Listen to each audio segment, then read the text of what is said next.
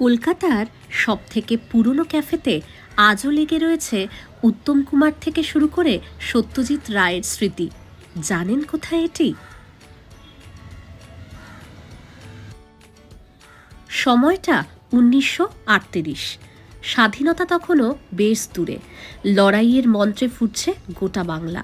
কলকাতার রাস্তায় তখনই গজিয়ে উঠেছে বেশ কিছু খাবারের দোকান, যার একটি এটি।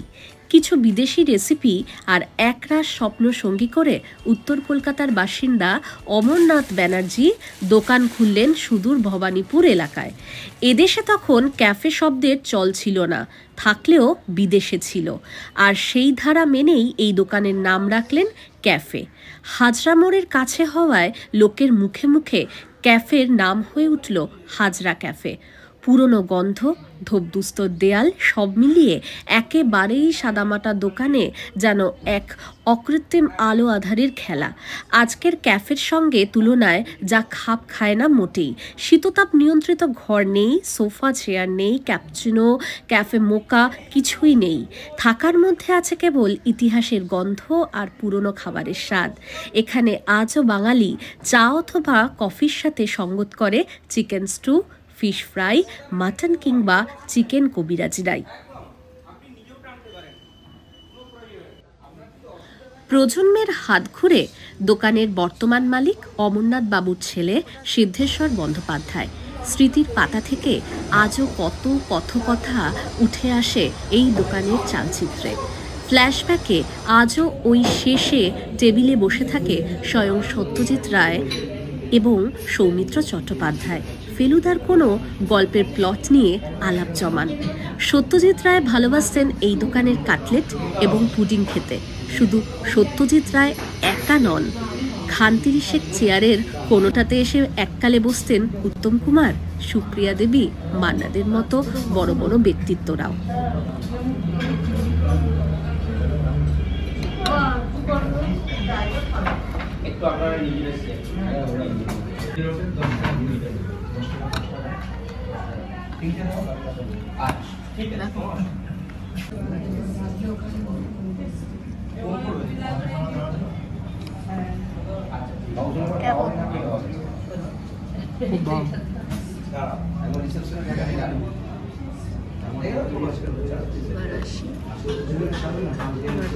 ভরপুর মাছ আছে।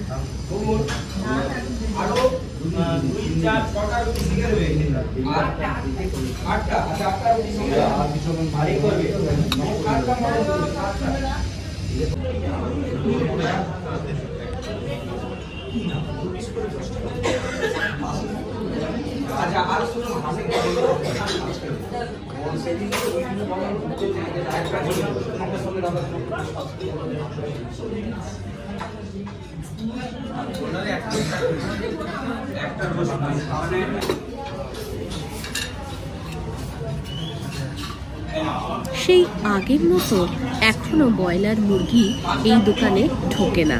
দেশি মুরগি দিয়েই সব পদ হয়। রন্ধন প্রণালীতেও বদল হয়নি এতটুকু।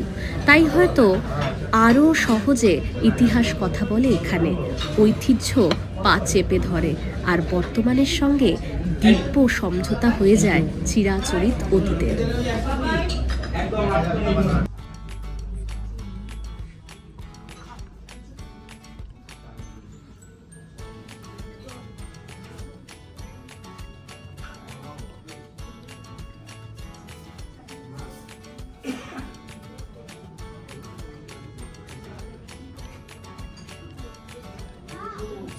চিকেনটা